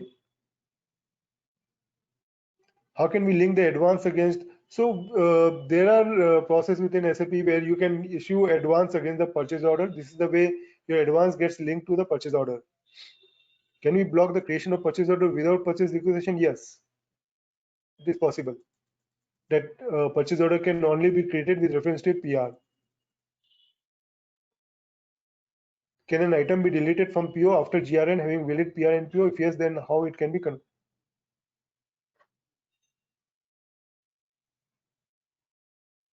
Can an item be deleted from purchase order after GRN, after goods have been received, now you want to delete it?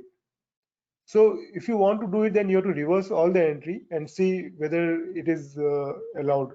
Because if an accounting entry has been also passed, then it becomes very difficult. In that case, you have to uh, reverse all the chain. And again, in SAP, deletion is not a good option to go for. Most of the time, SAP will not allow you to delete it. You should try. In my thought is that it may not allow you. If it allows you, then also it will not allow you. The chain of document is still there. You have to reverse all the chain of documents, then only it will allow. Okay, how does that? This is a good question, Ramesh. That how does document type helps in understanding the entries made in SAP? So typically in any SAP environment you go, you will have, or even a non-SAP environment, you have hundreds of documents that gets posted. You have got, say, invoices coming from vendor, you have got billing document, you have got adjustment entries you make, you have got debit note, credit note, you got, metals document, you have got GRN, then you got orders, then you got receipts. So there are hundreds of those. You can keep counting, correct? Now what if there's only one document type, let's say SA, which is for everyone? It is then very difficult to classify. A very good system is based on a very I would say accurate way of classifying it.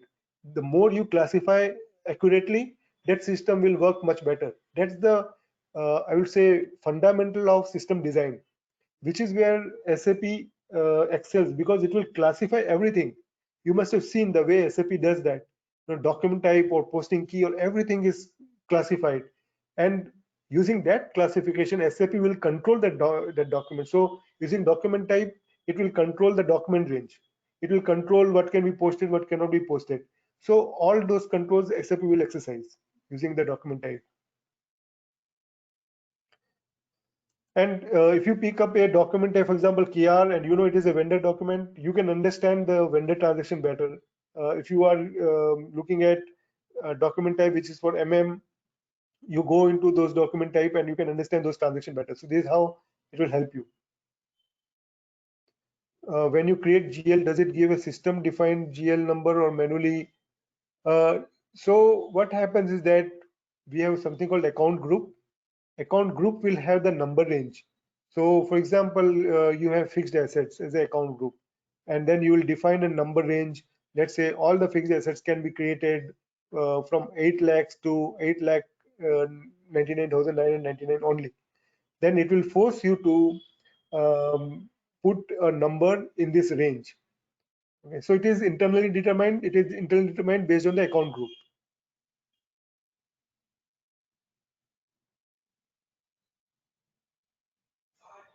Okay, Ramesh, good observation about the number of rows.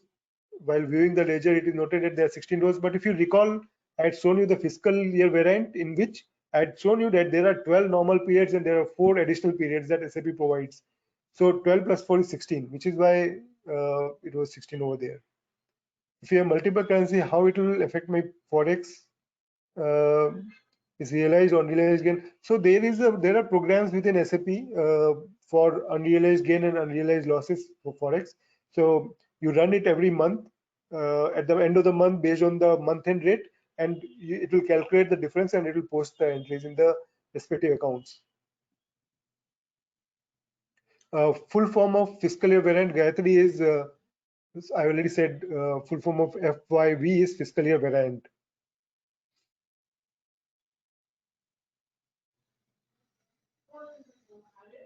Let me again go to, when you are accounting forex transaction, does the exchange rate is yes, it is automatically picked up because there is a table in which you maintain the exchange rate.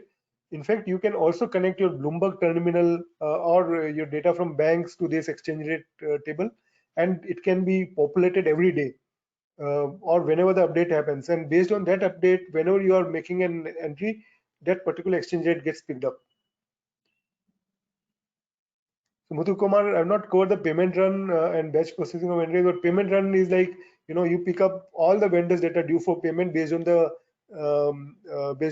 payment method and the baseline date. SAP will figure out, for example, if your payment term was 15 days, so SAP will calculate from the time it was the invoice date when it is due, and it will pick up all the vendor invoices that are due for payment and process for payment. So like just like individually we pass an entry for vendor payment, we debit vendor and credit bank. It's the same way SAP payment run works, but yeah, it is more automated. It will pick up all the vendor invoices of its own based on the parameters that we have defined, like payment method. How can manual JVs be passed? We have already seen FB50. You can look at the video again and understand that. Do we book assets manually by using AS01 T code, or can we link? Yeah, Ramesh ji, we have already done that. We have shown you scenario through the purchase order. Under make to order scenario, how cost settlement is done. So what happens, at the end of the month, for all the process orders or the production orders where the delivery has happened, you will run your settlement transaction, uh, which is KO88, and that will identify all the production order in which delivery has happened. Now, those are the production order for which settlement needs to be done. SAP will figure out the debit and credit the way we have seen in the cost analysis. So debits are like all the raw material and the activity that have been posted, and the credit is based on the standard cost, and it will then calculate the variances. Okay, how we define Ravendra Singh, define a field mandatory or optional. if you recall, I had shown you field status group in the GL master record. Okay, so every GL will have a defined field status group, and that field status group will have further definition like what are the fields that you would like to define as mandatory or optional, and which is how SAP will then control when you are posting a document, a field is mandatory or optional or suppressed.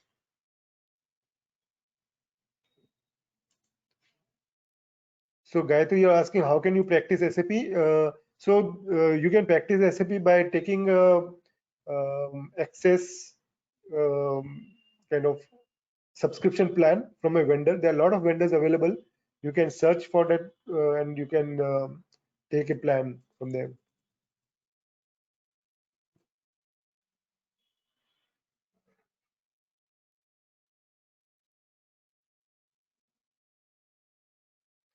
So I covered almost all the questions. Okay, I'm not answering any CO related now. We'll see how much we can cover tomorrow. Okay, so we have, so Virag, Yes, are you sir. there? Yeah, so we are done with all these questions. Oh, is there any FICO training manual available? Muthu Kumarji, you can just search on the net. There are a lot of those videos and manual available. You can make use of it, but everything has a caveat. You have to understand whether trainer, how much is correct or not. Even there's a SAP help available. You can look out for SAP help in the Google. It is a very authentic document. Also, like I had shared with you, my website has got several videos. You can go through them. They are very good and they've been specifically made for finance professional. So these are the one you can go through it, and I'm sure it will be useful to you.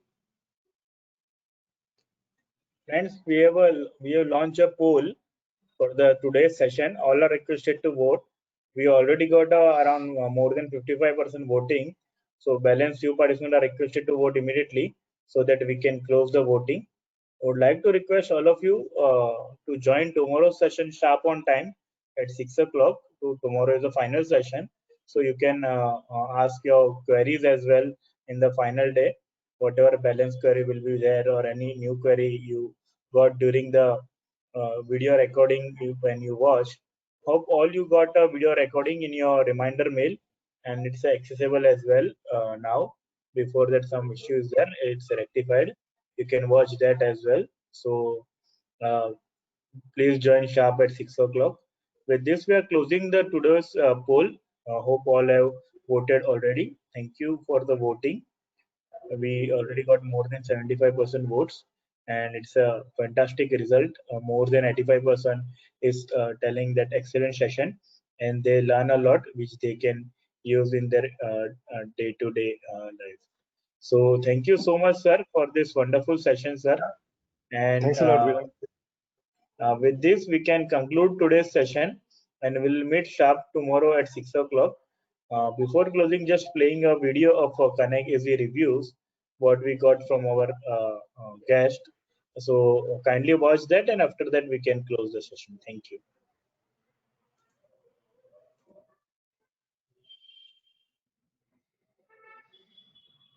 Here, and I can say that I have met Virag since last 4 years. A person with passion, a person, whatever he thinks he does, he works hard, and a man with a vision, and a person who thinks out of box. So with those words towards Virag, let me come towards Institute and Chartered Accountancy course of which you are members. Thank you so much, Virag Bhai, who's been the pioneer, who's the organizer of this fantastic concept, this series. My compliments, Virag Bhai, the amount of efforts that you are putting in all throughout this lockdown and even the unlock phase in making sure that members are using technology to leverage their practice. They are able to understand what are the nuances of technology, how they can improve their own working. And I think not just on technology, all your sessions that you are focused on maybe enhancement of knowledge, technical topics, or some special series where I had the privilege of being, where you had specially able chartered accountants who were guests and you were taken their interview, had a very good interaction. I think you're doing a great motivational work, Virag bhai. My heartiest compliments and congratulations to you. May God bless you. We'll continue doing this wonderful. First of all, I would thank Virag bhai to be on this webinar. He's a fantastic guy and with multiple qualifications, which he has achieved at a very young age. One more thing, what I would like to highlight over here is that Virag lost one of his limbs when he was just 16 years old. And the level of efforts what he has put in to reach at this level is highly commendable. And I salute to this guy for reaching such heights. And he's an inspiration to such people who have either lost their limbs or who are disabled. So he's an inspiration for all. And plus, he has mastered this art of conducting webinars and virtual seminars. And almost he has done 300 to 400 webinars and seminars in last 7 to 8 months. So it's a great achievement, and he has been doing a fantastic job and also being helpful to the fraternity at large. Well, some of the virtual. Sadar Jai Jinin, welcome you all. I congratulate Virag to connect. There is a name is also itself the connect. Virag is connecting 1,000 plus attendees as well as we panelists on the screen. Friends, it's a very commendable, and I congratulate the person who can do, who have the good intention. Only when the program is success. So I salute to you, Virag, for your benefit and noble cause for our profession. A big thanks to Connect Easy and JCAF for organizing such beautiful programs. And the registration itself says, जो आज registration हुआ 1001 का, वो अपने आप या participation 1001 का, registration तो उससे भी कहीं ज़्यादा है. That itself talks a lot about the quality programs that are being conducted on this platform. अगर quality programs नहीं होंगे platform पे, I am damn sure 1, 2 या 3 उसके बाद programs हम नहीं कर पाएंगे. So for the last 3 months, the quality programs that are being done. So my heartiest compliments and congratulations to Virag bhai and team, and also JCF Punit bhai is here, and all the dignitaries who have not been able to join yet, but they would be joining soon. Santilal ji Kochar sahab, I know him very well, and the kind of energy that he carries with him, that is inspirational, I would say. मतलब आज जितना वो काम करते हैं इस as के अंदर भी, तो हम सभी लोगों को उनसे बहुत कुछ सीखने का है. And I was very pleased and came to know of the great work which this organization is doing. I would like to congratulate Virag bhai on doing such good work on holding these webinars for the benefit of the CA fraternity at large. This Technology Week, basically, as I understand it, comes with an opportunity to a number of upcoming products, new products, and